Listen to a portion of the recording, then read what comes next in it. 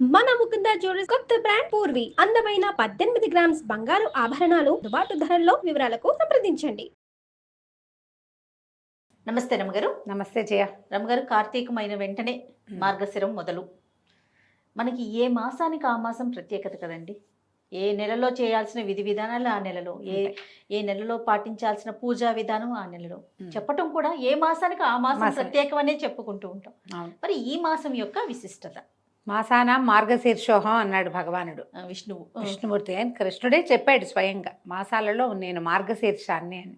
మార్గశీర్షం అంత ప్రత్యేకమైంది. మన ముందు నెలలో కార్తీకంలో కార్తీక దామోదర ప్రీత్యర్థం శివారాధనం చేశాం. అవును, ఇక్కడ విష్ణువారాధనే చేయబడుతుంది. విష్ణువే కాకుండా లక్ష్మీ ఆరాధన చేయబడుతుంది.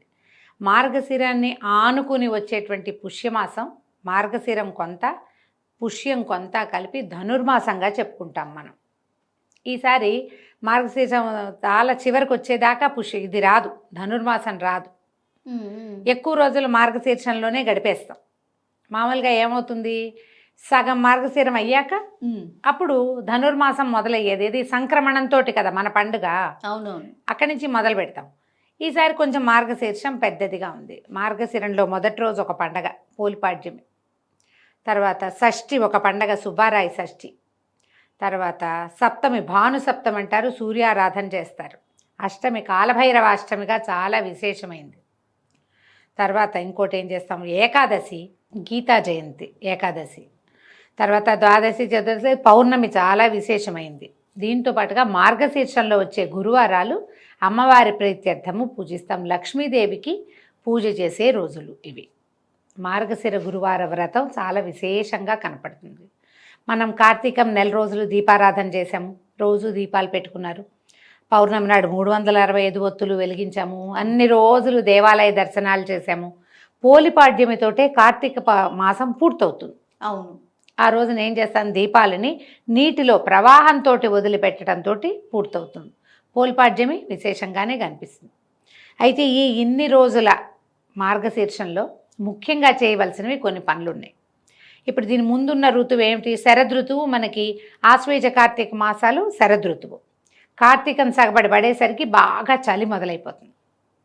ఇక మార్గశీర్షం హేమంతం వచ్చిందంటే చలే చలి.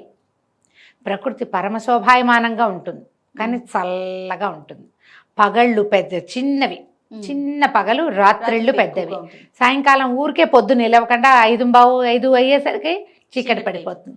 సూర్యుడు మందగమనంతో ఉంటాడు. ఈ సమయంలో వేడి చేసే వస్తువులు తినాలి, వేడిగా ఉండాలి. వేడిగా ఉండే వెచ్చగా ఉండే వస్తువుల్ని దానం చేయాలి. కార్తీకంలో నదీ స్నానం చేసాం, మార్గశిరంలో నదీ స్నానం చెప్పరు. ఇప్పటికి చలి పెరిగిపోతుంది, పైగా దట్టంగా మంచు మొదలవుతుంది. ఈ తెల్లవారుజామునే మనం వెళ్ళి నీటిలో మునగటం ఇంపాసిబుల్, కష్టం. అందుకని నది స్నానం లేదు, వేడి నీళ్ళ స్నానమే నియమంగా ఏం చెప్పరు. అదేనండి, ఇది చెయ్యాలి చెయ్యొద్దు అలా ఏమన్నారు. నీ వీలు వెంబడి చేసుకోవచ్చు. దుప్పట్లు ముసుగేసుకుని కూర్చుని ఉంటాం. కుంపట్లు ఎత్తుతారు కొన్ని చోట్ల. ఇందులో ఇంకొకటి ఉంది, మార్గశిర పౌర్ణమి కోరల పున్నమిగా చెప్తారు.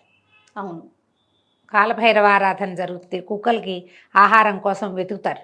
కుక్కలకి పెడితే కనుక, ఏదైనా ఒక కుక్కకి రొట్టెలు చేసి పెడితే మనని కుక్కలు కరవకుండా ఉంటాయని చెప్తారు. ఇది అవునా కాదా అంటే అక్షరాల నిజం. కుక్క కరవదు. మనకి ఇప్పుడంతా భయమే కదా. కోరల పున్నమి నాడు శుభ్రంగా చపాతీలు చేసి రొట్టెలే చేసి పెడతారు. ఎక్కువగా అన్నం కూడా పెట్టచ్చేమో, మరి రొట్టెలు చేసి పెట్టడమే నాకు తెలుసు. రొట్టెలు కాల్చి ముక్కలు చేసి వీధిలో కుక్కల్ని వెతికి వెతికి పెడతారు. అవును, ఈ వెతికి పెట్టడం వల్ల ఏమవుతుంది, కొన్ని కుక్కలకి ఆహారం ఇస్తే మన లోపల ఒక రకమైన ఎంజైమ్స్ రిలీజ్ అవుతాయట. ఆ కుక్కలు వేరే కుక్క మనని తెలుసుకుంటుంది మనం డాగ్ ఫ్రెండ్లీ అని. మనం కుక్క పెట్టాలనుకో జయ, పెట్టాలంటే భయంగా పడేయము, దగ్గరికి వెళ్ళి పెడతాం కదా. దాని పట్ల మనకి భయం ఉండదు మన లోపల. ఆ భయం పోయేసరికల్లా మనం ఏ కుక్కను చూసినా భయపడము. అందుకని పూర్వం ప్రత్యేకంగా చేయించేవాళ్ళు. ఈ పున్నమికి తప్పకుండా కోరల పున్నమి నాడు ఇది పెట్టాలి. ఇట్లా గీతా జయంతి విశేషంగా చేసుకుంటాం. ఈ నెల రోజులు ఏ ఆరాధన చేయాలి అని ప్రత్యేకంగా అడిగితే విష్ణు ఆరాధనకి మంచిది. కార్తీక మాసంలో పురాణాలు అవి విన్నాము. ఇక మార్గశీర్షంలో ప్రతిరోజు విష్ణు సహస్రనామ పారాయణ చేసుకుంటే మంచిది. జనరల్గా విష్ణువు కానీ ఏదైనా సహస్రనామం చదివామనుకో లక్ష్మీ అష్టోత్తరం చదువుకుంటాం వెనకాల. అమ్మవారు నిత్యాన పాయని కాబట్టి అవును. ఆమెను కూడా తలుచుకోవాలి. విష్ణు లక్ష్మీ సహస్రాలని కాదు, లక్ష్మీ అష్టోత్తరము విష్ణు సహస్రనామాన్ని ప్రతిరోజు సాయంకాలం పారాయణ చేయండి. చాలా మంచిది. చాలా పాజిటివ్ ఎనర్జీ పెరుగుతుంది. ధన సంబంధమైన చిక్కులు, డబ్బుకి ఇబ్బంది పడే వాళ్ళకి ఇది మంచి రెమెడీగా ఉపయోగపడుతుంది. దీంతోపాటు గురువారాలు ఎలాగో ఉంటే లక్ష్మీ అమ్మవారికే పూజ చేసుకుంటాము. లక్ష్మీనారాయణులని పూజించడమే. సాయంకాలం ఏంది దీపారాధన చేసాం, ఒక అగరత్తులు వెలిగించాం, 2 పువ్వులు పెట్టాం, కాస్త గంధం సమర్పయామి అని గంధం పెట్టాం, విష్ణు సహస్రనామం చదువుకుని లక్ష్మీ అష్టోత్తరం చదువుకున్నాం. ఓ పండో ఫలము పాలో కాస్త పటిక బెల్లము ఏదో ఒకటి నివేదన చేస్తాం కదా, అయిపోయింది పూజ. మీరు పెద్ద ఎత్తునే అర్చన చేయాల్సిందే అని పొరపాటును కూడా అనుకోవద్దు. సింపుల్గా కూడా చేయొచ్చు. ఇలా చేసుకోండి, ప్రతిరోజు చేయొచ్చు. ఈ 30 రోజులు మంచివి. ఈ మార్గశిరం చివరిలోనే మనకి ధనుర్మాసం వచ్చేస్తుంది. పుష్యం రాకముందే కదా ధనుస్సు వచ్చేది. అప్పుడు ఏం చేస్తాం, ధనుస్సుకి మళ్ళీ గొబ్బిళ్ళు పెట్టటాలు వ్యవహారం ఎలాగో చివరిలో ఉంది, అది ఎలాగో జరుగుతుంది.